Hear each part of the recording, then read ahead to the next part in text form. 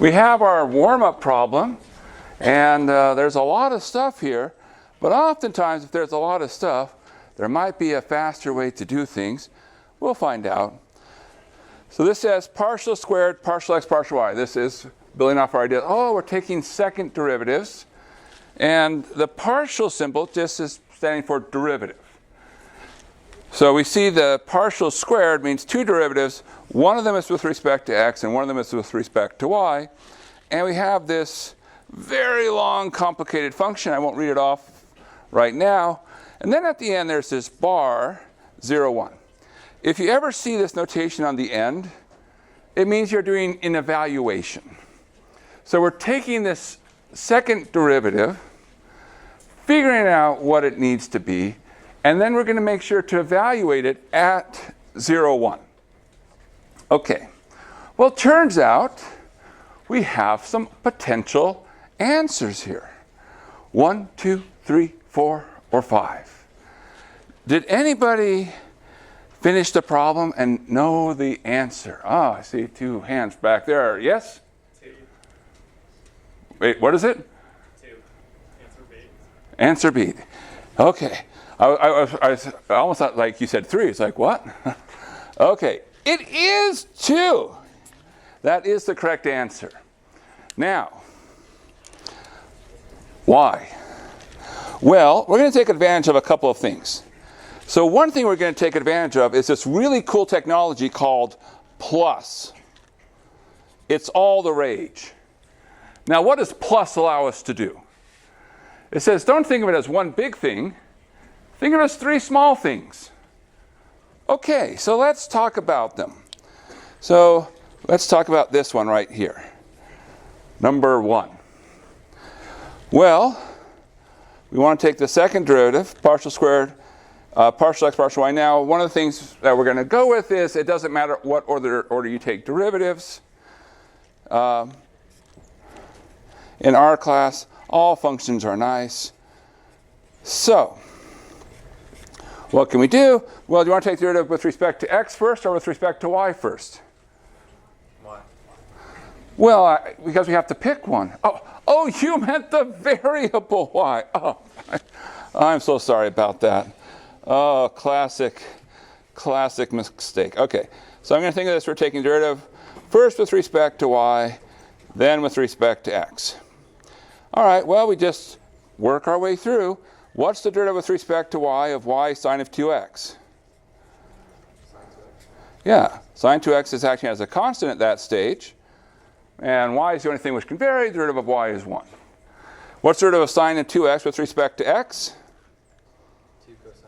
2 cosine 2x. Now, plug in x equals 0, y equals 1, and what comes out? Well, we get cosine of 0, cosine 0, 1. And so times 2 is 2. Yes, so we get 2. Ha-ha! So that's why people said 2, but wait, we have more to do. Well, let's get to those more things to do. So this gives 2. All right, so that's from part 1. Now, we'll go to part 2, the sequel. Sometimes even better. Empire Strikes Back, a better movie. But, all right. So, again, we have a choice. We're taking the derivative with respect to x and with respect to y. What would you like to take the derivative with respect to first? Y. Now, here, you might say, does it matter? I think we're about to find out yes. What happens when you take the derivative with respect to y of 1 plus x squared to the power sine x e to the x squared? 0! Why? Because what don't we see? There's no y. And so we get out 0. And it doesn't matter what you plug in, 0 is going to be 0. So the contribution from the first term was 2. The contribution from the second term was 0. So we're still at 2. That leaves us with 1 term to go. 1 term to rule them all. Now, unfortunately, we can't do our same trick. This has both x's and y's. So the question, what should we take the derivative with respect to first? X. It seems simpler. So if nothing else, let's take the derivative with respect to x. Fingers crossed, nice things will happen. So we get cosine of x, arctangent, y to the fourth plus e to the y. I think one of the things that makes this problem take a long time is you have to write a bunch. Okay, make sure we get enough parentheses in there. When you take the derivative with respect to x, everything with the y acts like a constant. It's a very big looking, scary looking maybe sometimes, constant. But constant is a constant. So we just have to focus on this. Derivative of cosine x. Negative sine x. So partial y of negative sine of x times everything else. Now, at this point, we're probably just like, ugh, do we really got to do this? And that's a good question. Do we really got to do this? And have we used all of the pieces of information or advice given to us?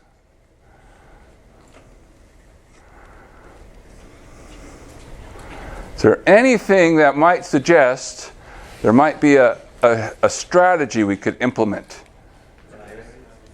Evaluate.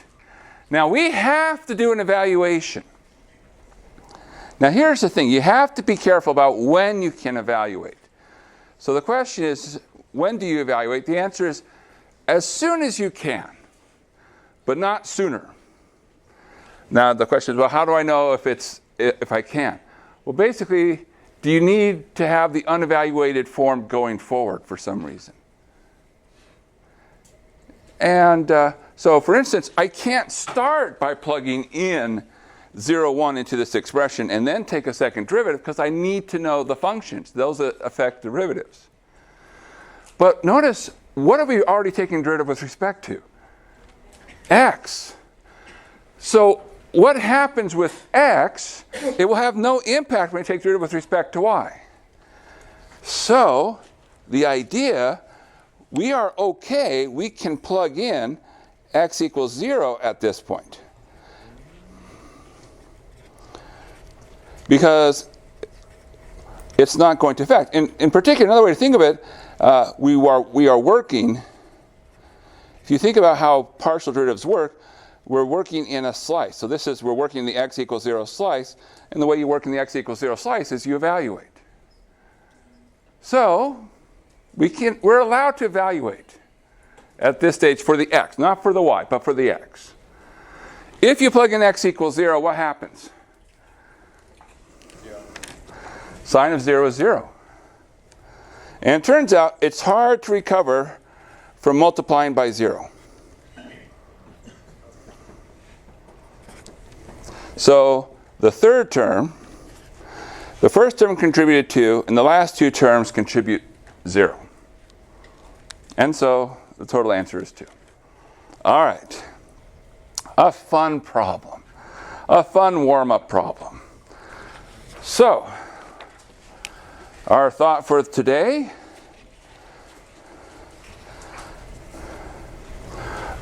We are what we repeatedly do.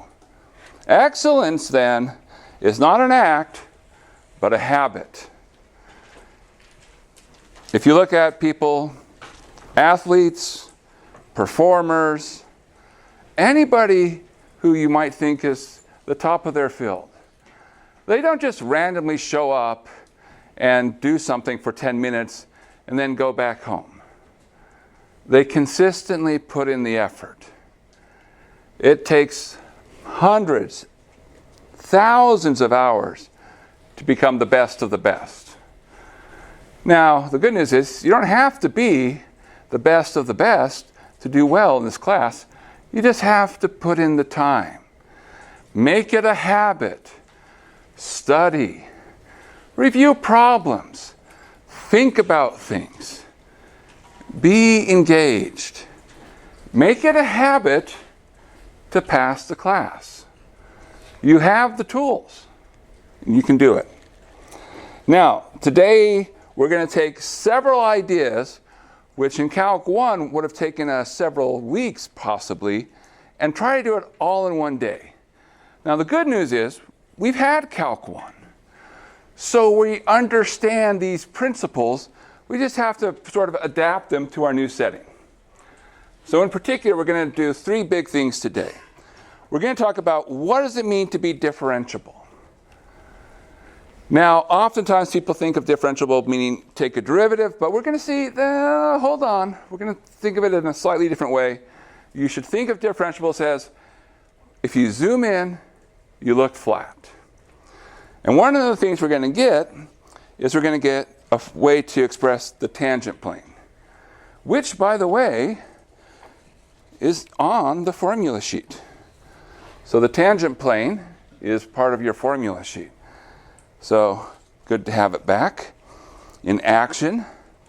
After we talk about differentiable and we have our tangent plane, we can use that to build up a chain rule. So this is going to be how does it happen when we have a functions inside of functions. And so as a simple example, if z depends on x and y depend on t, we can say, how does z change with respect to t? That's dz dt. And it turns out, well, t is having an effect in two different ways. So there's an effect through x, that's partial z, partial x, dx, dt. And there's an effect through y, that's partial z, partial y, dy, dt. We'll see where these terms come from.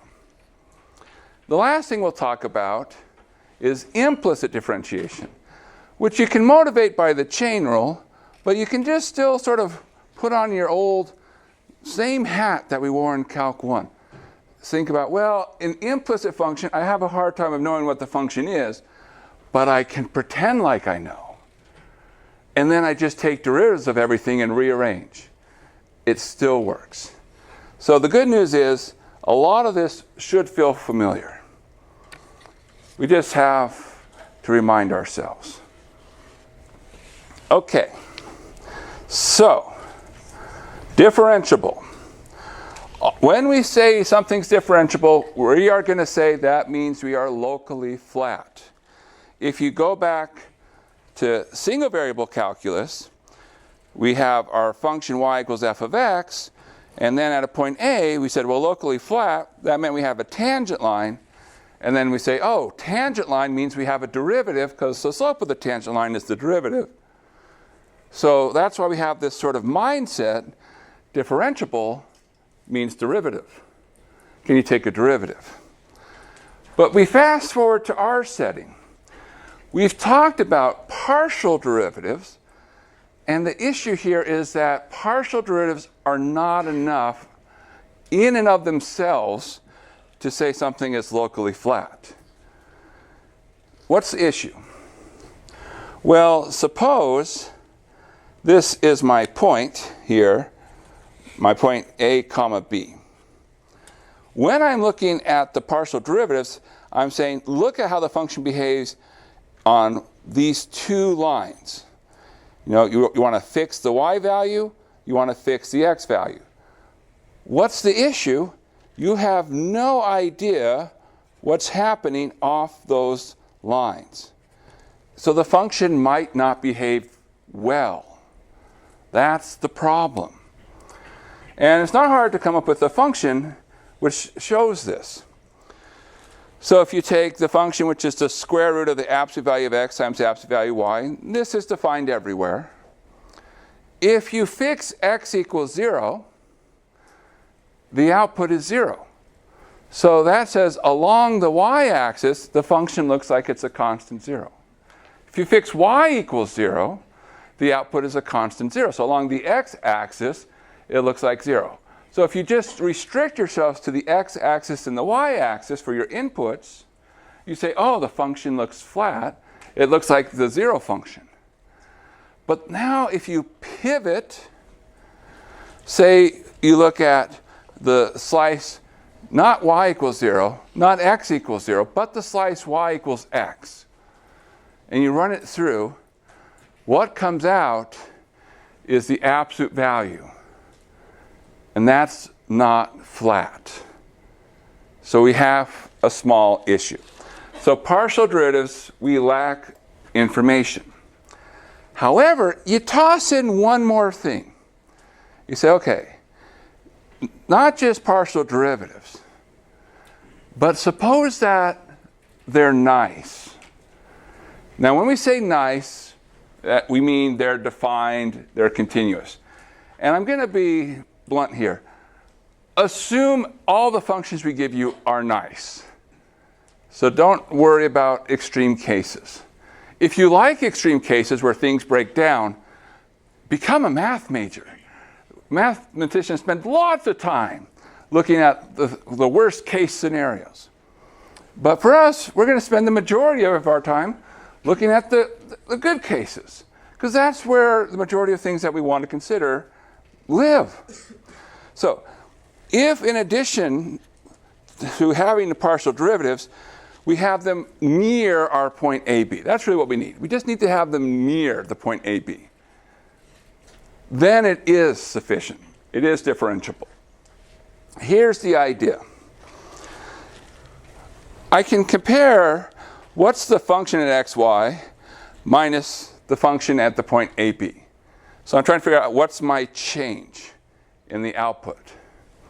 And there's a classic trick that mathematicians love.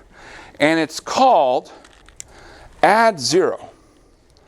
Because if you look, what we've done here is we took our f of xy minus f of ab, and then we added some extra pieces in here. And those two pieces exactly cancel out. We've added zero. But why? Well, in the first one, you say, hey, when I look here, the first slots agree. So that says I'm working in a single slice where I have the same x values. So if I have the same x values, I can think about what's going on in terms of change in y. And since these are existing, that's the goal, we can approximate this difference by the derivative.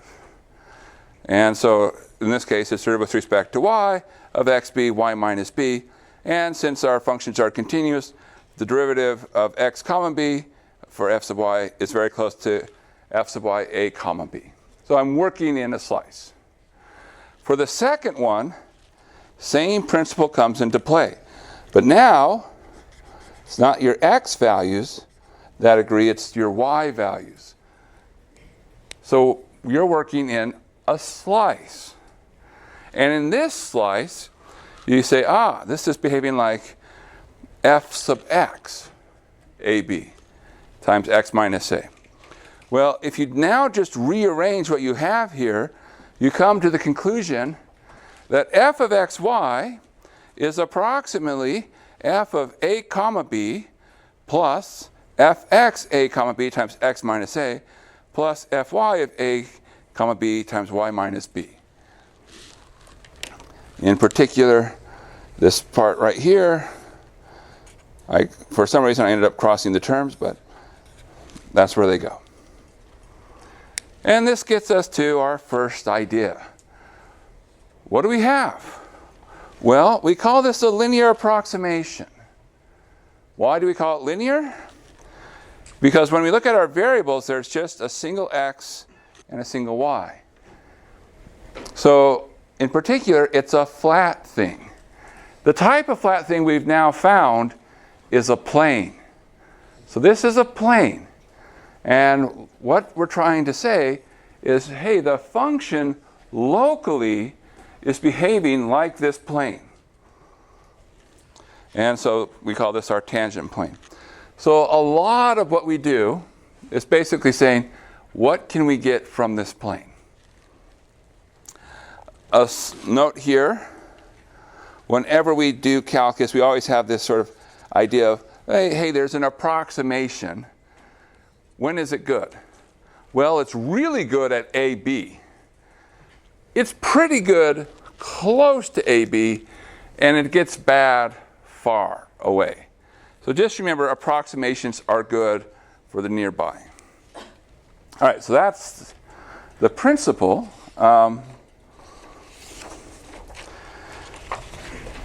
If we rewrite this more pictorially, for a single variable, just a walk down memory lane, if we have our curve y equals f of x, then we have a tangent line.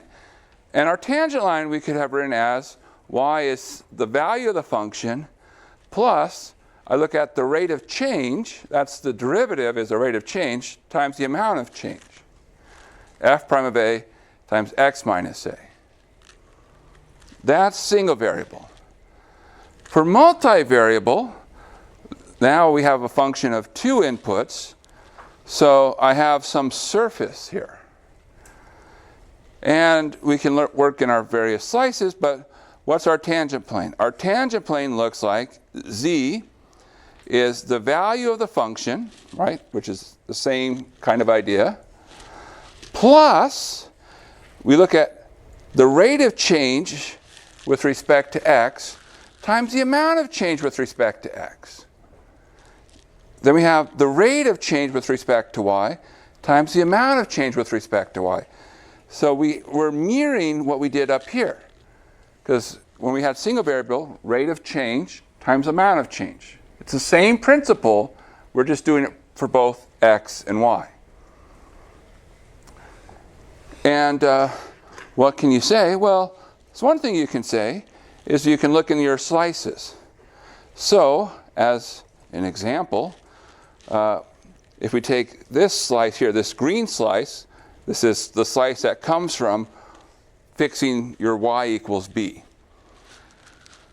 When you plug y equals b into your tangent plane, what happens to this last term?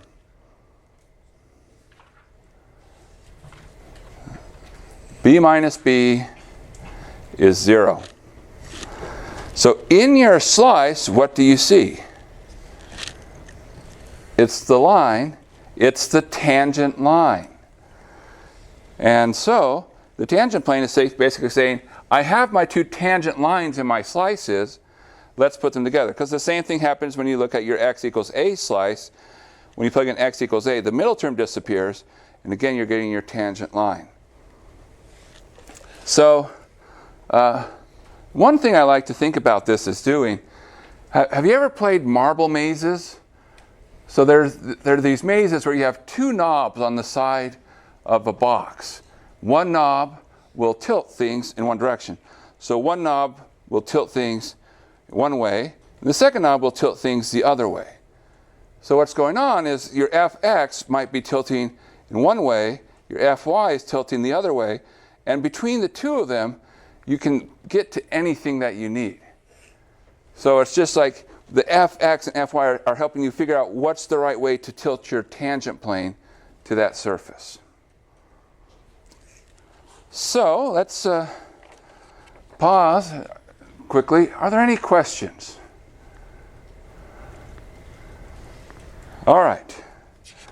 Well, let's do a problem. Find the tangent plane to the surface. Now, the good news here is we have a formula. When we look at this formula, we need three pieces of information. We need to know the point, but really the three pieces of information are these coefficients. And I emphasize the word coefficients. What's true about these three things? The f of AB, fx AB, and fy AB. What's true about these?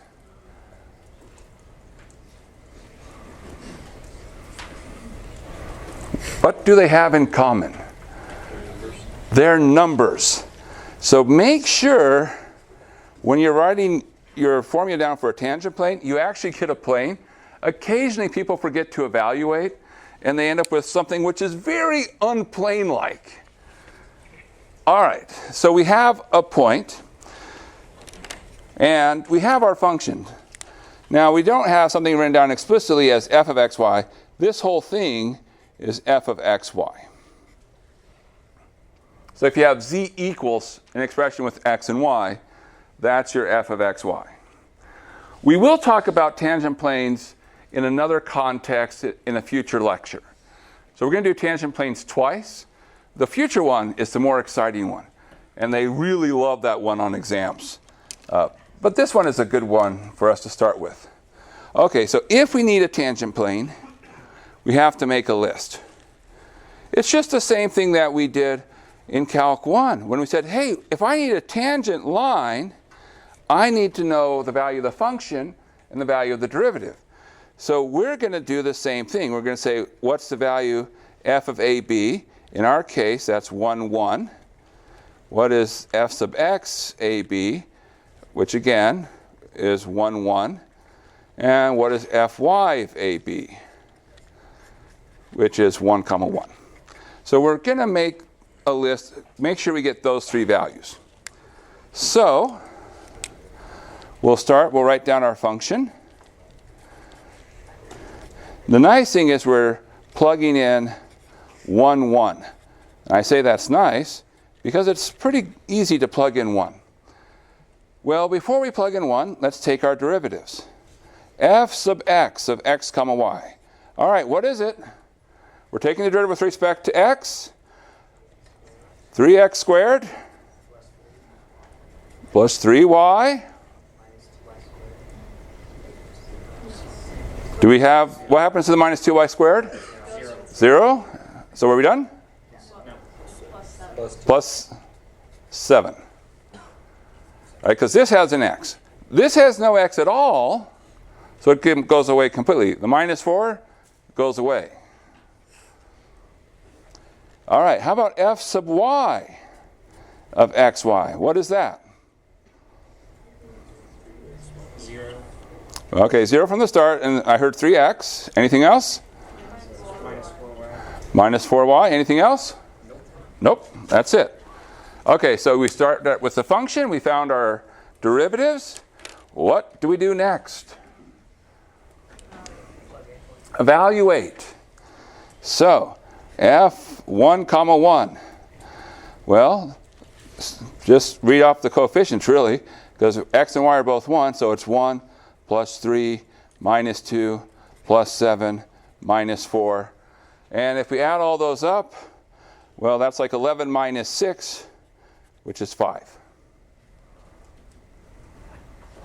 Okay, f sub x, 1, 1. We'll put that over here, 5. Plug it in. Again, because it's 1 and 1, we just get coefficients. 3 plus 3 plus 7. Oh, that's a big number, 13.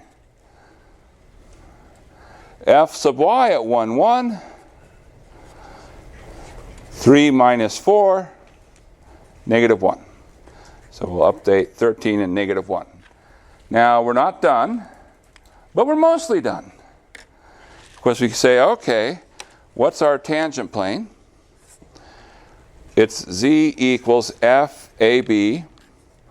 plus fxab x minus a plus fyab times y minus b. So we have our formula. We know it well. Or at least we know where to get it. All right, f of ab, 5. fxab, 13. Times x minus 1. Yeah, make sure you include the a and the b there.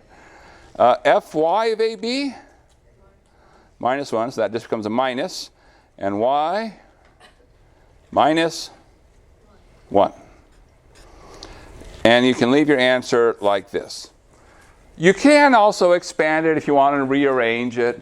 You could put all the x's and y's and z's on one side. Oftentimes when we use the tangent planes, it's better not to expand in the following sense. We're using it as an approximation to what's happening near 1, 1. And so in that mindset, it's best to keep it in this format for that application. All right, so that's differentiability and tangent planes. All right, transition to our next topic. Looks like we might get through 2 topics, but that's pretty good. The chain rule. So for this, suppose z is a function of x and y. So that says, imagine that you have a plane, and you have, for every point on the plane, some value. It can, for instance, be you have like a 2-dimensional surface. Maybe you have the function is the heat at that point. How hot is it, the temperature? Now, x and y might also depend on something. They might depend on t, which means that what? Well, there's something moving on this surface. So at any given time, x and y, I have a location. Once I have a location, I have a temperature. So I might say, okay, can I answer the question, how does z change with respect to t? Because there's kind of a gap, right? Because z, it depends on the function, which depends on x and y. X and y depend on t. And I like to illustrate, or think about, at the very least, what's going on by saying, let me mark down my variables, what depends on what. So here, z depends on x and y. X and y depend on t.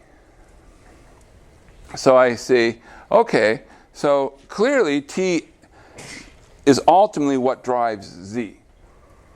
And since z changes with respect to t, it's fair to ask that question. It's a question we should be able to answer. So, how does it work? Well, we have our linear approximation. So we're just taking that idea, that linear approximation. We already have that as one of our tools. We can move the f of ab back across, and we can say, well, let's look at how has the function changed at xy versus the function at ab. That can be the change in our output or the change in z. So this delta, I know it looks like a triangle, but it stands for delta. It stands for a change in z. Well, we now read off, what does the right-hand side say? Well, it says, how does the function change with respect to x, which is another way of saying what's the derivative of z with respect to x, times the amount of change in x, that's delta x.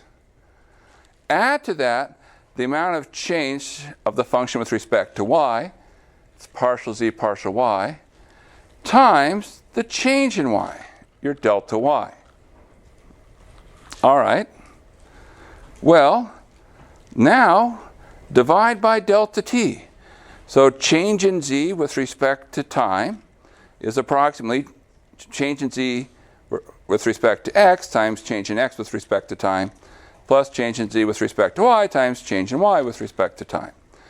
And the last sort of aha, all of this is an approximation.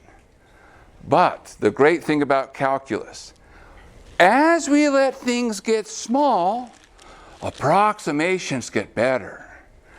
So as delta t gets small, our squiggly lines straighten out. So the approximation becomes equality. And we end up with the following. If I want to know how z is changing with respect to t, I answer the question. Well, how does z change with respect to x times how does x change with respect to t, plus how does z change with respect to y times how does y change with respect to t. Now there's a couple of things that we need to go through.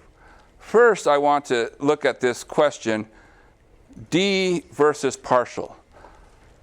When do we use a d? When do we use a partial?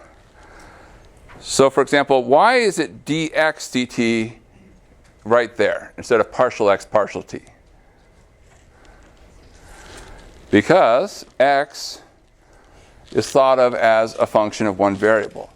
So if you see a d, that's a function of one variable. Why is it partial z partial y? Because we're thinking of z as a function of two variables. A little bit subtle, why is it dz dt? Because we're trying to think of z, we can think of z as depending on x and y, but we can also think of z as just depending on t. And so now, in that mindset, z depends on one variable. How do we actually find this?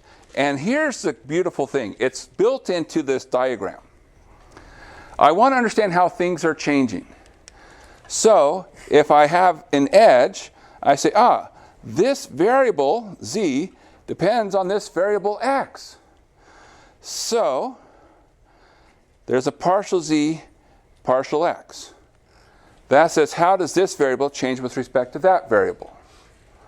And I can do that for every edge. So z down to y, that's a partial z, partial y. And we use the partial because there's multiple things coming out. X depends on t, that's dx dt. Y depends on t, that's dy dt. Now, here's what you do.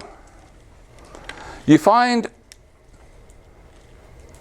have the top of your tree. You find all the places where this bottom variable is, the dt. It's in two places, which means we're going to have two terms. And you just work your way down. Follow your path down. And as you go down, you multiply. So it's change in z, change in x, times change in x, change in t. That's the path on the left. The other path goes through y. Change in z, change in y, dy dt.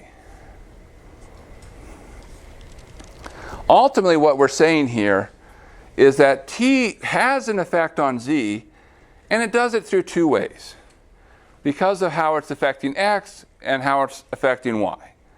And so we just have to combine that information. So to make it more explicit about the process, let's do one more. So here's an example. We want to find expressions for f sub x and f sub y, given that f of xy is g of u of xy, comma v of xy. So the way you should think about this is that we have a function g, and g depends on u and v. And u depends on x and y, and v depends on x and y. So what's our approach? Number one, draw a tree.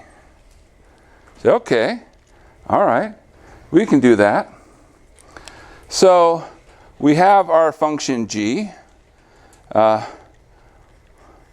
It depends on u and v.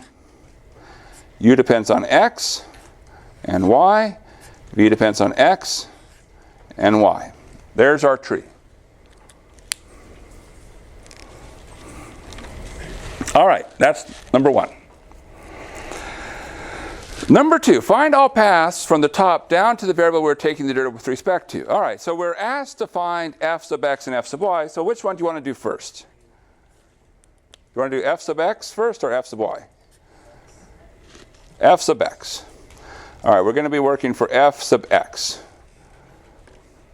Now, how many x's do we have?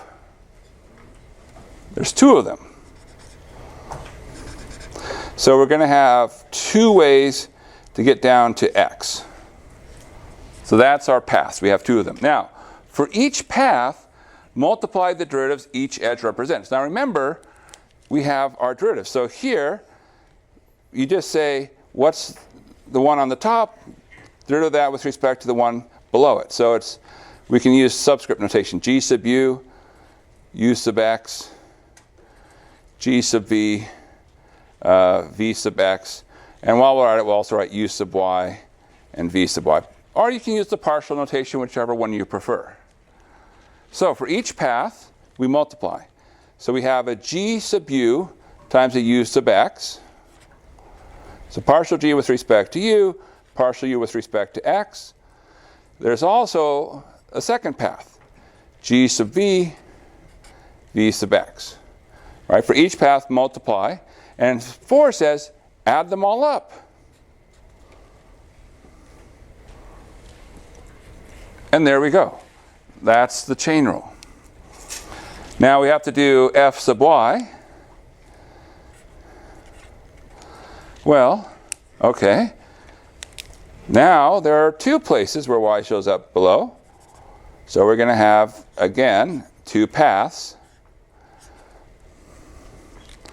So, what goes here for f sub y?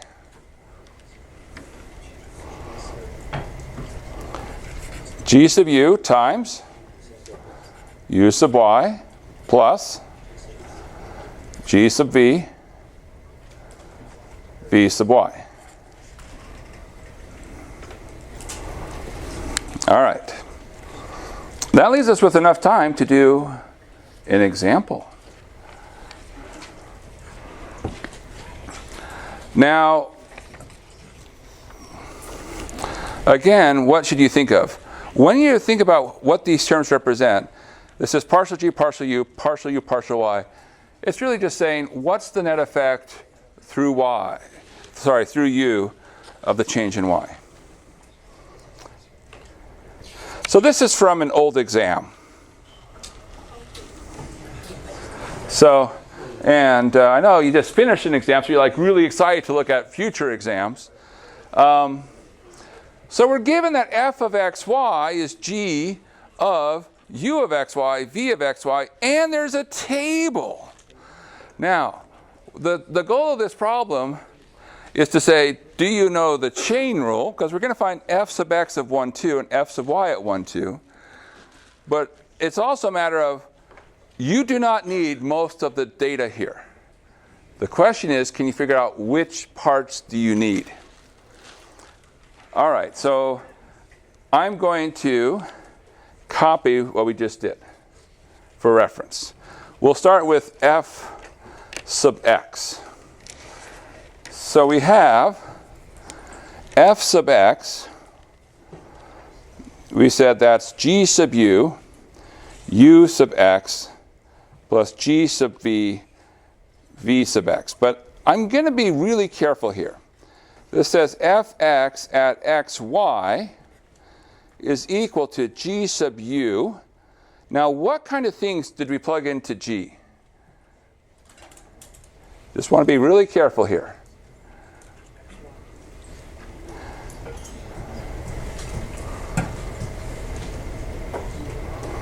uv,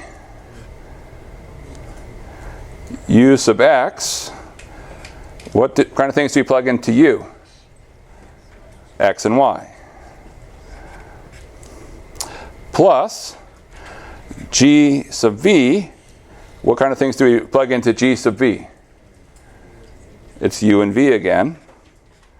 Not u, v sub x,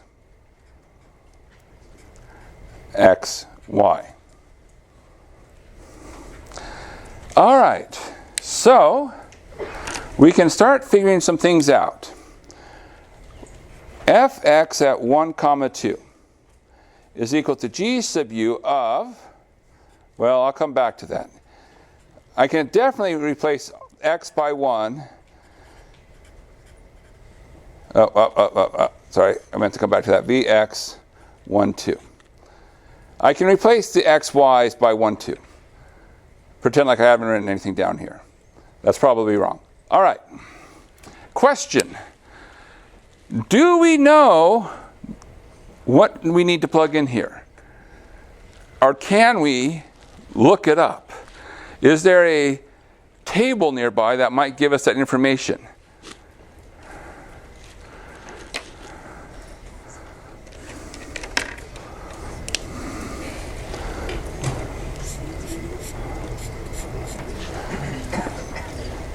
So what's supposed to go in here? Well, it's supposed to be u of, plug in xy, 1, 2. Do we know what u of 1, 2 is? Is it on the table? U of 1, 2, so there's 1, 2. There's u of 1, 2. So that's a 2. What about v of 1, 2? What will that be? Do we have that information? There's the v, there's the 1, 2, they intersect at -3.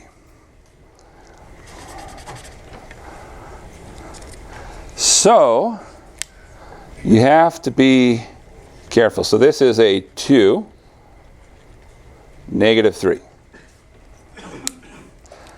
All right. Now we're getting close. Do we know what g sub u of 2, negative 3 is? So we're looking for g sub u. We look 2, negative 3. They cross. What's the number? I'll highlight it if it helps. 4.